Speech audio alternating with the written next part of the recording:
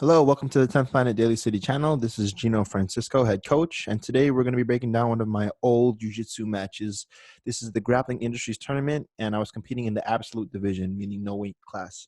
So we're going to start off. You can see me here on the right with the long sleeve rash guard and spats, and my opponent here in the crouch position. So we're going to start off the match in a neutral position standing.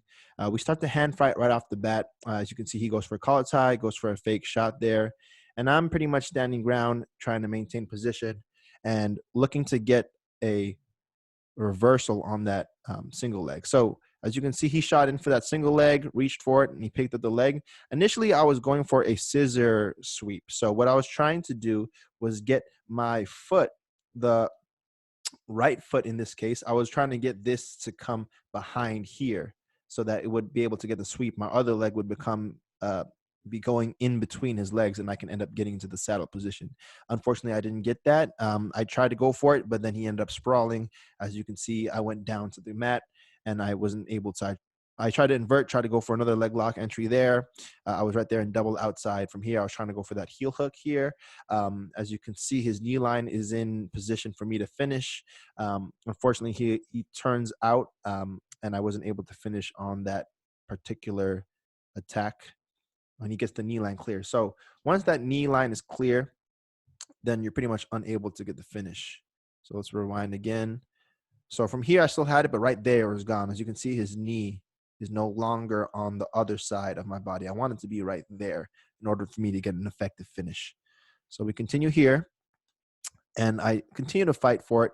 Now from here, it's hard to see, but let's rewind. I have the leg entanglement. As you can see, this foot here, this is still butterflied when I start to sit up.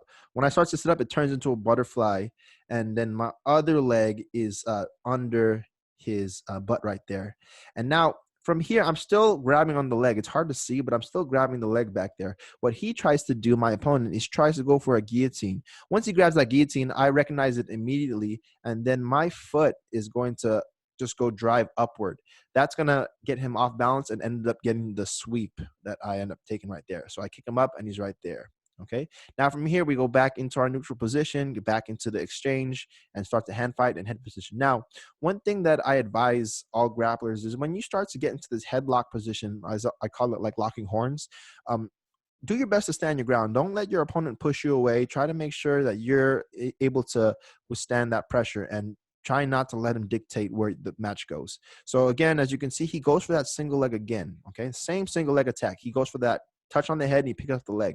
Now from here, again, I want to get my foot, my right foot. I want to get that right here, okay, behind his leg. My knee would end up getting behind his knee, and I'd sweep him. My foot's already in good position. This would be really good for me to get into the scissor sweep. Again, I try to go for it right there, but again, he doesn't say anything. He sprawls, okay? Now from here, I remember from the first entry that he escaped my double outside position. So I end up going back to my guard rather than continuing the attack to the leg. So as you can see from here, instead of going for that leg entry, I end up going to my guard. Now, next, you'll see he's going to dive in for the leg lock, as you can see from right there, okay? Now, the issue with that leg lock, again, is the knee line, okay? So when he goes for his attack, look where my knee is, okay? My knee is now here. You can't really see it. It's hard to tell, but my leg, he's only got my calf and my foot in that leg entanglement. It's not ideal for you to finish a leg lock there. So once I recognize that my leg is safe, I go to the counter.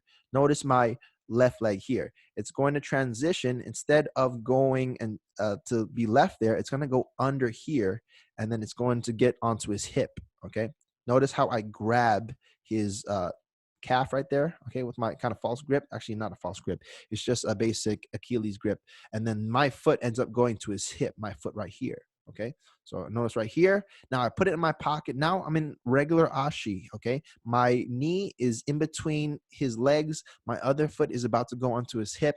My hand has the grip on the heel, and you'll notice I'm going to reach back, okay? Notice how, again, the elbow is right now catching the heel, okay? My hands are now locked as well into a gable grip, okay? He is trying to attack here. The issue with this is I have more pressure that I can on his knee here. Okay, you see my knee right here? There's not as much pressure on it. The issue is all my weight is coming onto the knee right here. See that?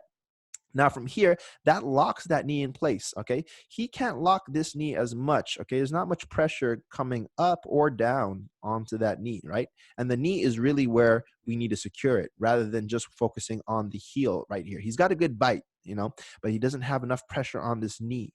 So from here, you notice I'm going to win that exchange because now from here, I've controlled that knee. Now I lift the pressure up and then I start to put that pressure instead of just holding onto the heel here, I'm going to continue the attack and rotate my body so that I end up going this direction over there.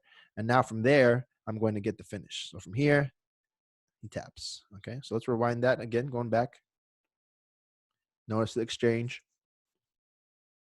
Switch, dive under, catch that knee. Oh, one other detail that I recommend is that whenever you go for that leg attack, control that knee. Look at my hand, my right hand right there. See, my right hand is going to control the knee, and then it's going to be able to make sure I keep that knee and doesn't fall out. If it falls out, then it's very hard to finish. Now from here, I get the pressure and I get the tap. Okay, so that was my first match of the day. Let's go into the next match where I got the heel hook. So from here, we go into our first exchange. This is my second opponent, a little bit bigger. And we start off again with the hand fighting and with locking horns. So again, I get a little, you know, push back here, but I end up going right back into my position. I don't let myself get knocked back too far. Okay, now from here, hand fighting, touching the head. You want to give your opponent different looks when you're engaging in a competition. You don't want to just be stale and not doing anything, waiting for your opponent. You definitely have to try to start to attack and try to threaten with something.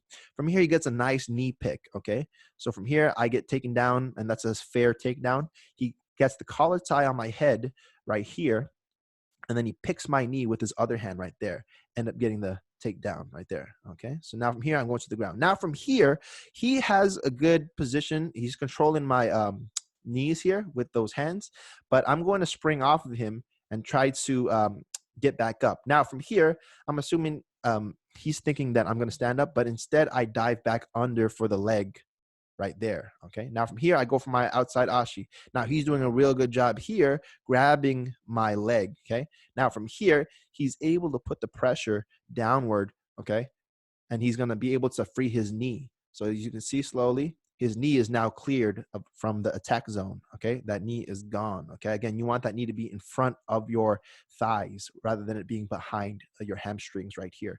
So now from here he's going to spin and he's going to get that knee completely cleared, okay? And now he's in no danger to be heel hooked, okay?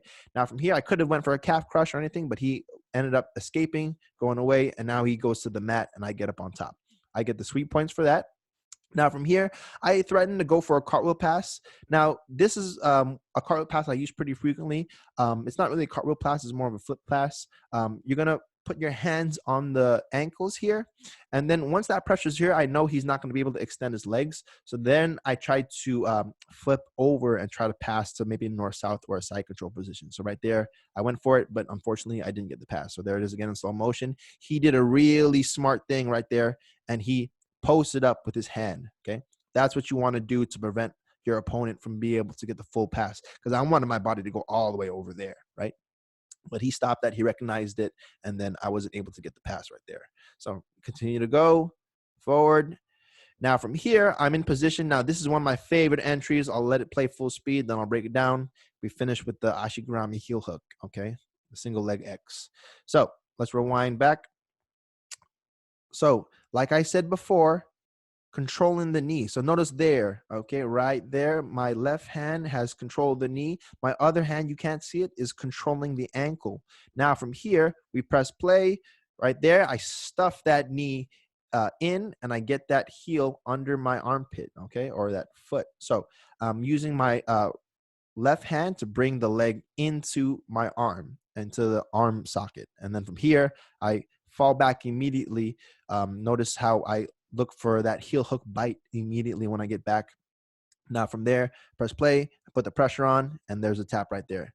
Now, a smart player is going to tap before there's too much pressure like he did. You don't want to let that heel hook crank too long. It's a very dangerous position to be in, and submission that can do a lot of damage.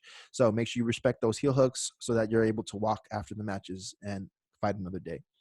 All right, everyone. Thank you for tuning in. I hope that was informative and helpful. Let me know what you think in the comments. Please subscribe. Take care, everyone. Have a good one.